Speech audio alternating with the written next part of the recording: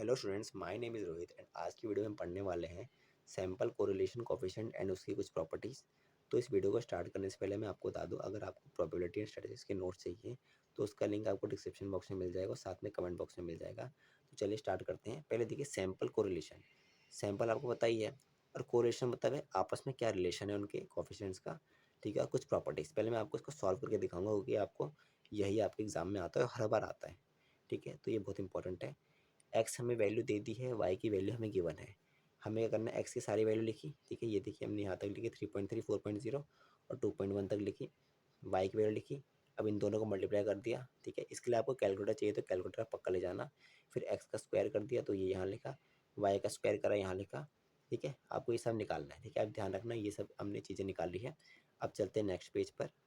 अब देखिए हमने क्या करा, एक्स का समेशन कर दिया, एक्स स्क्वायर का समेशन कर दिया, मतलब सब एक्स वाली वैल्यूज़ को ऐड करा, सब एक्स स्क्वायर वाली वैल्यूज़ को ऐड करा, जो हमने टेबल बनाई थी ना उसमें सारी वैल्यूज़ को ऐड करा, इसको ऐड करा, इसको ऐड करा, इसमें ऐड करा, ये सब निकाल दिया। अब इसमें हम एक आर निकालते हैं क्योंकि जो आर है ये ही हमारा कोरिलेशन कोफिशिएंट है, जो हमें उस उसके रिलेशन के बारे में बताता है कि वो आपस में क्या रिलेशन है एक्स और वाई का। अब देखिए इसका फॉर्मूला आप याद कर लेना, एक पूरा फॉर्मूला याद करना, N multiply by summation X Y minus sigma X sigma Y, ऐसे ये पूरा याद करना। ये रूट भी याद रखना है, ये रूट लगाए बाहर। ठीक है, ये जैसे ही आप आर की वैल्यू निकाल दोगे ना तो आपकी कुछ आर की वैल्यू आएगी, और जो आर की वैल्यू आती है ना वो -1 से लेके 1 के बीच में आएगी। अब देखिए पहले तो देखिए, value of R is independent of variable X and Y. Value of R is independent of units, मतलब एक्स और वाई जो आर की वैल्यू ना वो इंडिपेंडेंट है, वो किसी के भी, उसको किसी भी से भी फ़र्क नहीं पड़ता है, वो इंडिपेंडेंट है। ठीक है, और अगर हमारी आर की वैल्यू 1 होती है, ठीक है, क्योंकि मैंने आपको बताया अगर आर की वैल्यू 1 होती है तो हमारा ग्राफ कैसा बनेगा, एकदम पॉजिटिव स्लोप बनेगा। इसका मतलब एकदम पॉजिटिव बनेगा। ठीक है, मतलब जो रिलेशन है उनके बीच में वो पॉजिटिव है। और हमारा अगर आर की वैल्यू -1 आती है तो हमारा क्या बनेगा, नेगेटिव स्लोप, मतलब नेगेटिव रिलेशन है उसका दोनों वेरिएबल का आपस में।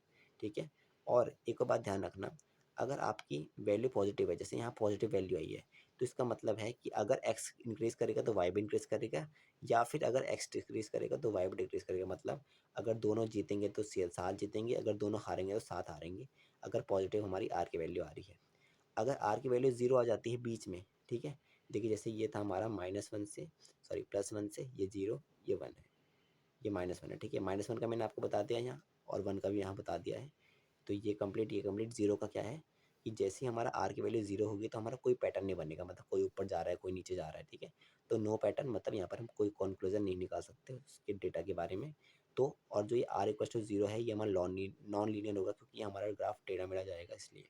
पर इस लीनियर में क्या होगा, हमारा ग्राफ सीधा जाता है। ठीक है, क्योंकि अगर दोनों बढ़ेंगे तो दोनों ग्राफ ऐसे जाएगा, अगर दोनों घर गिरेंगे तो दोनों का ग्राफ नीचे की तरफ जाएगा। मतलब एक्स का ऐसे जाएगा ग्राफ, कुछ इस तरह जाएगा, इधर एक का इधर, एक का इधर।